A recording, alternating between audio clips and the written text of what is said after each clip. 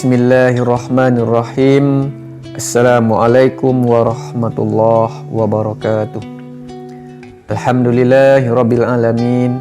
Hamdan yuwafi ni'amahu wa yukafi'u mazidah.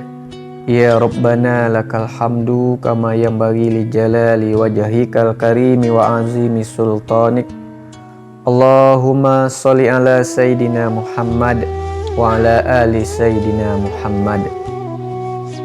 Alhamdulillah, puji dan syukur senantiasa kita panjatkan kepada Allah Subhanahu wa taala, Sang Maha Pencipta langit dan bumi, Zat yang maha sempurna, Zat yang maha agung. Setiap yang Allah ciptakan, langit dan bumi beserta isinya, serta pergantian malam dan siang, itu semua adalah untuk rahmat, untuk karunia bagi kita manusia sebagai makhluk hidup, dan juga sebagai perlindungan yang luar biasa bagi kita umat manusia. Oleh karena itu, sudah senantiasalah kita mensyukuri setiap nikmat yang Allah berikan kepada kita, karena apa yang ada pada kita semua ini adalah kepunyaan Allah Subhanahu wa taala. Oleh karena itu, setiap saat, setiap detik hidup kita terlain dan tidak bukan hanya menjadi hamba Allah yang bersyukur. Dan selawat dan salam marilah senantiasa kita hadiahkan buat kedua kita, buat suri tauladan kita, yakni Nabi besar Muhammad sallallahu alaihi wasallam, dengan senantiasa berselawat kepada beliau. Allahumma sholli ala sayyidina Muhammad wa ala ali sayyidina Muhammad.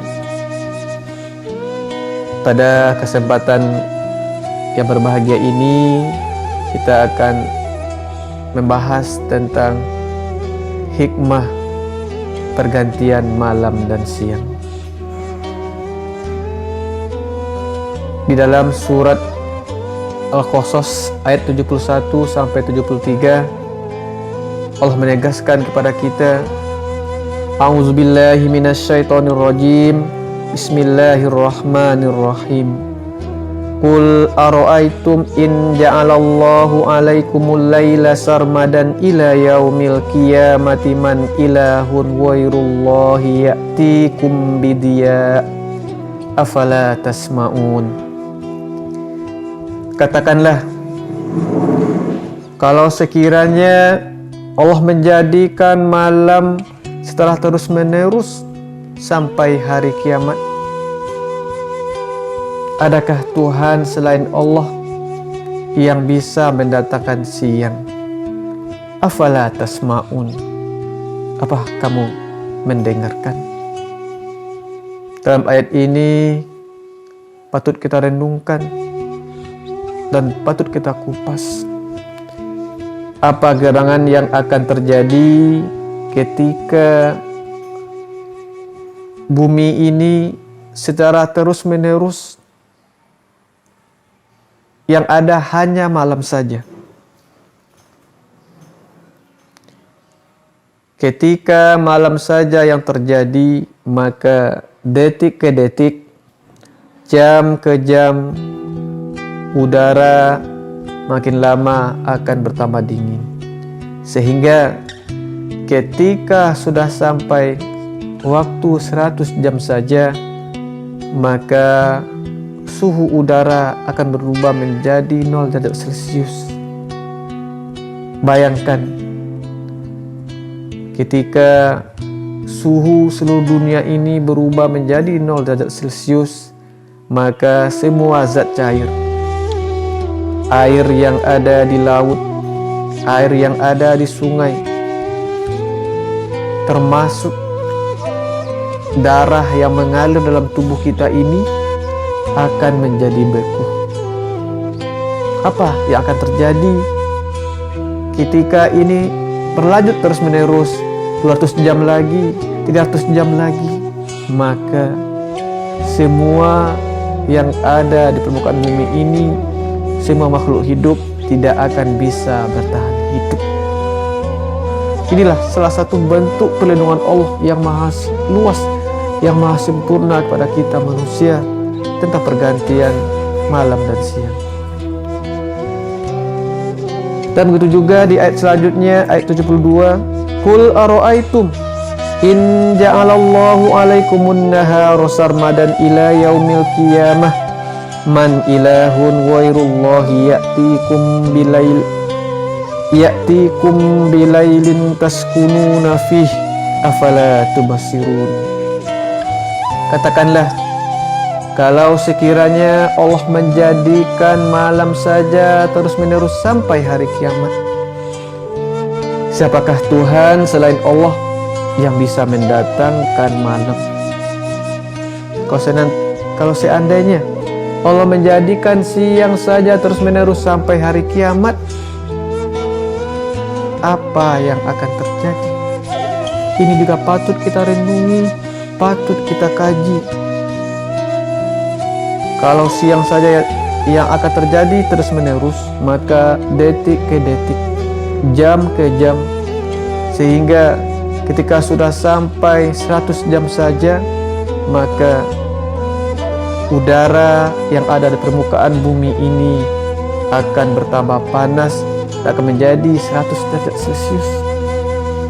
Bayangkan, ketika udara sudah mencapai 100 derajat Celcius, maka air laut, air sungai, dan darah yang ada dalam tubuh kita ini akan mendidih. Coba dibayangkan ketika berlanjut 200 jam, 400 jam dan seterusnya, maka tidak akan ada satupun makhluk hidup yang bisa bertahan untuk hidup di permukaan bumi ini. Dan bumi ini akan hancur terbakar. Oleh karena itu, setiap ciptaan Allah itu patut kita renungi, patut kita syukuri. Dan di surat Ali Imran ayat 190, Allah menegaskan lagi, A'udzubillahi minasyaitonirrajim, inna fi khalqis samawati wal ardh wa ikhtilafil laili wan nahari laayatil liulil albab. Sesungguhnya tentang penciptaan langit dan bumi dan pergantian malam dan siang terdapat tanda-tanda kekuasaan Allah bagi orang yang berpikir, bagi orang yang punya akal. Siapa orang-orang punya akal tersebut? Alladzina yazkuruna Allaha qiyaman wa qu'udan wa ala junubihim wa yatafakkaruna fi khalqis samawati wal ardh.